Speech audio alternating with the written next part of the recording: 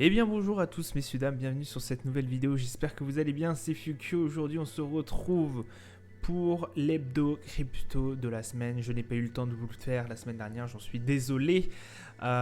Aujourd'hui du coup on est le 29 novembre 2022, du coup je fais cette review du 29. C'était du coup il y a 7 jours et quelques. Donc environ du 27, du lundi 21 au mardi 29 novembre. Voilà, j'ai les dates en tête maintenant. On est sur Coin 360 bien évidemment. Aujourd'hui, on a un Bitcoin qui est à 16 503 dollars et quelques, l'Ethereum 1200, le BNB 303, le Solana qui a fait une grosse descente 13,68, il repasse au-dessus de la VAX qui est à 12,61. Au niveau de la semaine, au niveau de la semaine, on est quand même sur des valeurs qui ont un peu remonté. On avait bien pricé hier de toute façon.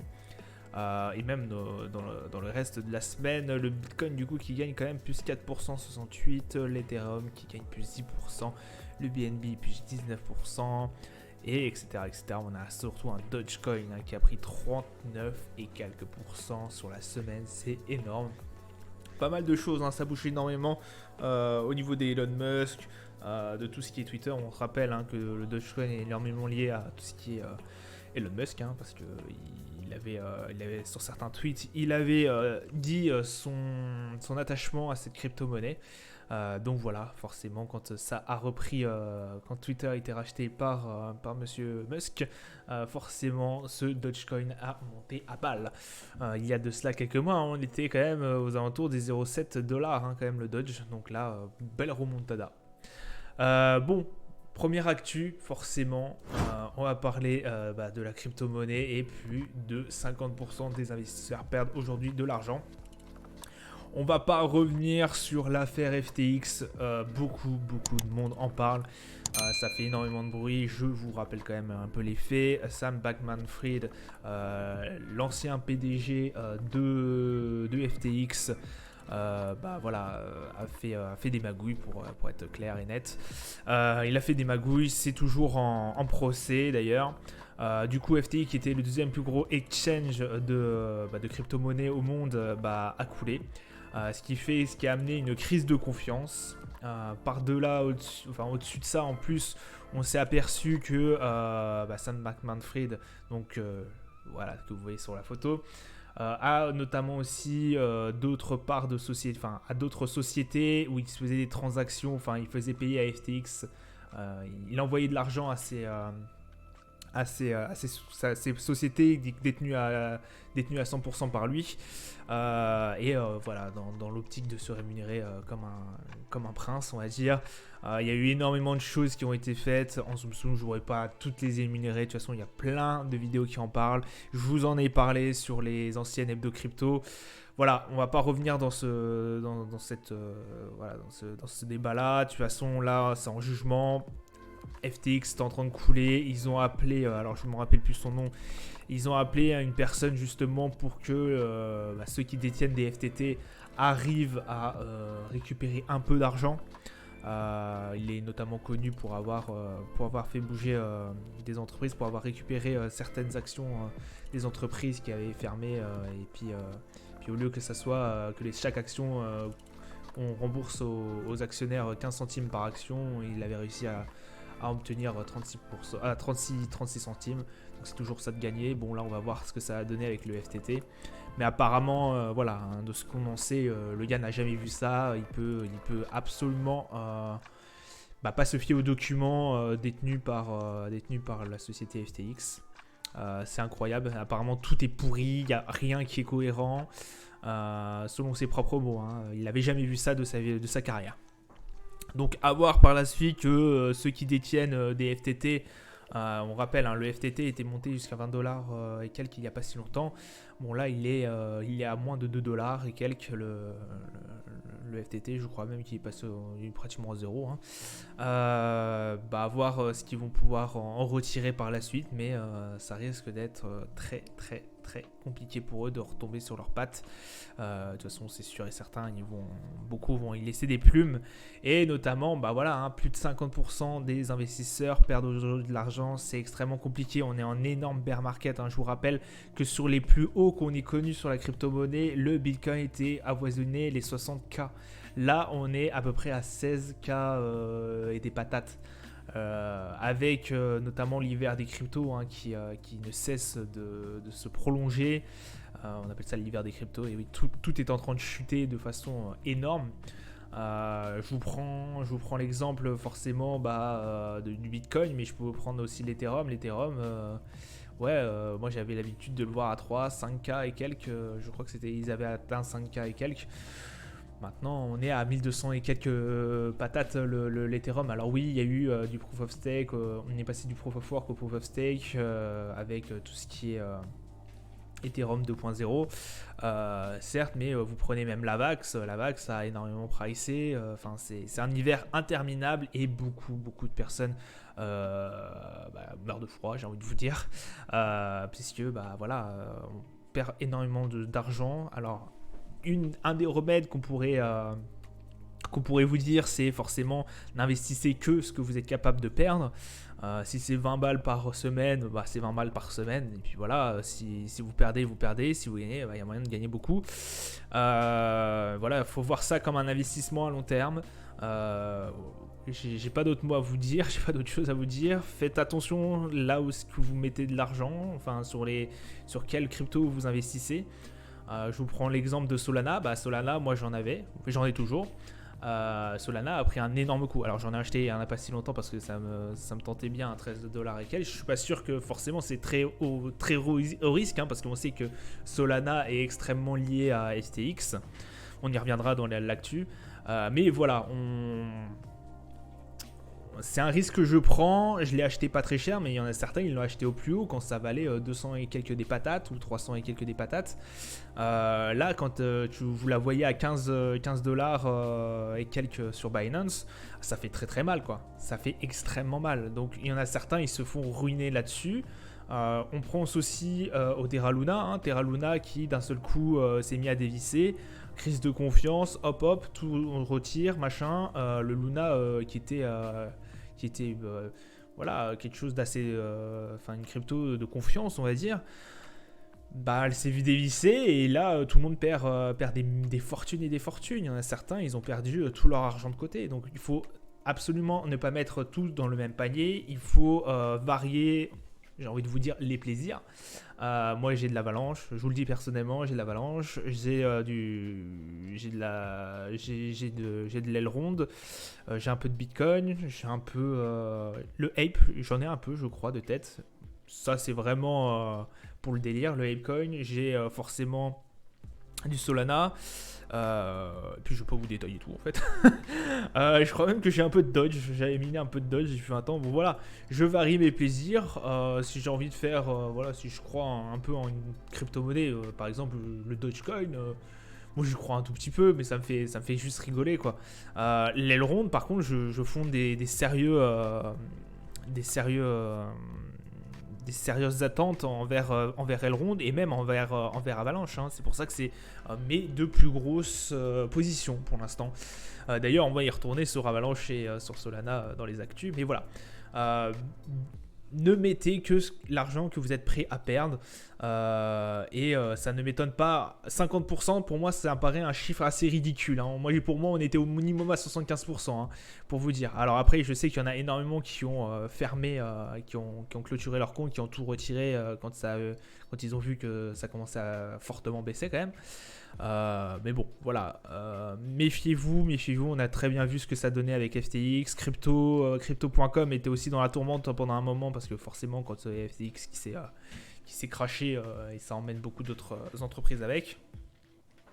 Et donc voilà, faites attention. Terra Luna, c'est pareil, c'était crashé, ça avait emmené un sacré paquet de monde avec.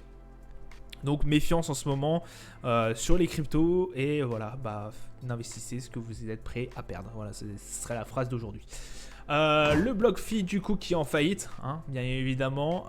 Bon bah voilà, on va pas y revenir aussi non plus. Explosion d'FTX, forcément ça emmène du monde. Et là vous avez un exemple.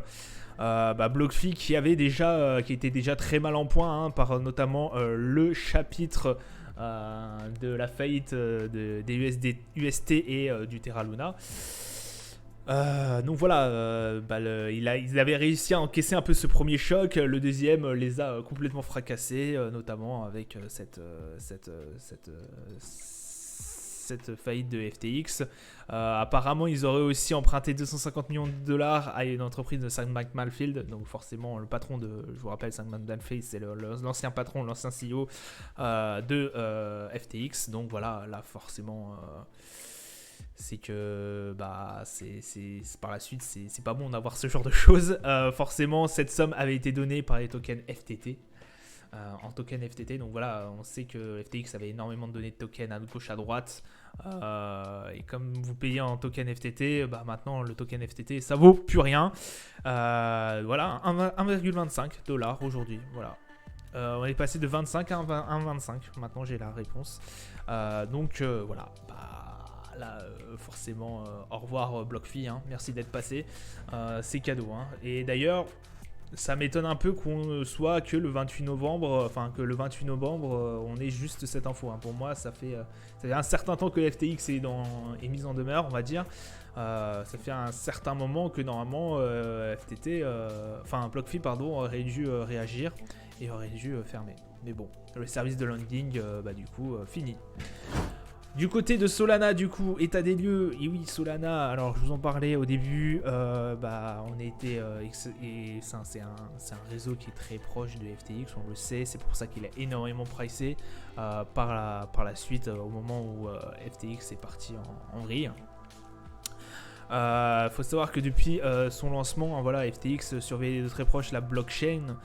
Bon, ça a été compliqué, si Solana arrive, pour moi, hein, si Solana arrive à maintenir le cap et arrive à se décrocher d'un peu FTX, qui pour l'instant est très très compliqué, on va pouvoir peut-être avoir un Solana qui va arriver à survivre. Ça serait vraiment énorme, hein. Croyez-moi, c'est possible. Mais pour l'instant, voilà, ils sont dans la tourmente. 13$ et quelques le Solana. Ça fait mal, ça fait très très mal. Ça a enregistré la plus forte baisse, hein, comme vous avez pu le voir. C'est catastrophique, hein, mais bon, le Solana, j'y crois. J'ai peut-être un peu tort, mais j'y crois encore un peu. Parce que pour moi, la blockchain Sol a quelque chose à encore prouver. Bon, c'est un peu compliqué. On sait que d'ailleurs Binance avait notamment retiré, je crois, suspendu les dépôts de stablecoin issus de cette blockchain. Ça va rien arranger, mais je pense que c'est possible qu'ils s'en tirent. Il y a moyen qu'ils s'en tirent. Après, ce n'est que mon avis. Pour moi, cette blockchain peut encore résister. Si elle résiste, franchement, c'est les masters, hein, franchement, honnêtement, parce qu'ils sont très très étroitement liés à FTX.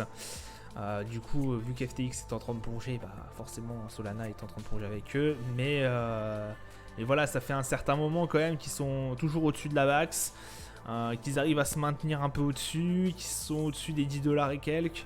Par contre, si ça commence à tomber en dessous des 10$, là, ça va être compliqué. Donc à voir. Bon, 60% depuis le week-end dernier quand même. Depuis quelques semaines, donc c'est énorme. C'est énorme. À voir par la suite. Franchement, Solana, l'état des lieux, il n'est pas florissant, je suis d'accord. Mais il y a peut-être encore des choses à en retirer. Avalanche qui lui, par contre, c'est la fête là, hein. Avalanche, le nombre de transactions explose de 1500% sur un an.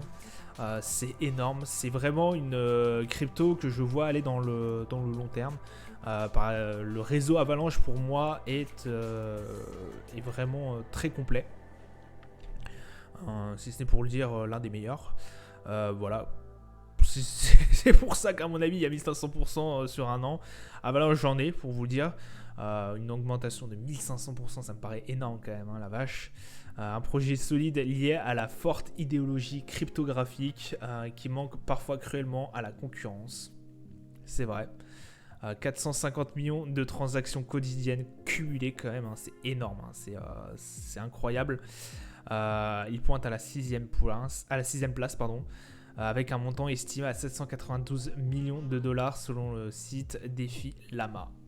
Donc Avax, éventuellement, très très intéressant. On est aux alentours des 12-13 dollars. Je sais que dans le passé, leur plus haut était plus de 120 et quelques. Encore un protocole qui a, encore un réseau qui a énormément de choses à montrer. Énormément de... un écosystème qui est florissant, énormément de choses à prouver. Je pense qu'Avalanche est pour moi une valeur, si vous cherchez un peu une valeur refuge en ce moment. Même si la valeur refuge n'a pas été ça pendant FTX, pendant le crash d'FTX. Pour moi, Avalanche a fait du bon taf.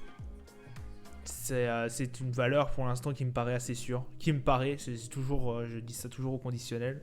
Donc voilà, Avalanche, pourquoi pas. Voilà, c'était tout au niveau des actualités. Je vous avoue que j'en ai récolté quelques-unes. Je voulais pas forcément faire une vidéo sur ce qui se passe à l'heure actuelle sur Sam Bankman-Fried, les histoires de tout ce qui est Alameda Trading, tout ce qui est tout en fait qui est en train de pourrir en ce moment l'écosystème de la crypto-monnaie. On a tellement d'histoires là pour l'instant sur FTX que c'est incroyable. Donc voilà, méfiance en ce moment. Je voulais pas vous faire une actualité là-dessus, mais bon, les 3/4 des actualités, ça parle que de ça. De toute façon, là, voilà, je vous avais Blackfish, ça parle forcément d'FTX, Avalanche, Avalanche un peu moins, Solana, ça parle forcément d'FTX, la crypto-monnaie qui chute de plus de 50%, ça part forcément d'FTX aussi. Donc je voulais un peu vous décorréler tout ça, mais j'avais repris que ça qui me paraissait intéressant de vous le dire, comme un peu d'actualité. Donc voilà. Je vous souhaite une agréable semaine sur la blockchain. Voilà, ce sera le mot de la fin. Je vous souhaite une agréable semaine, bonne journée à vous. Bon trading pour ceux qui vont trader quand même. Et je vous dis à plus tard. Ciao, ciao.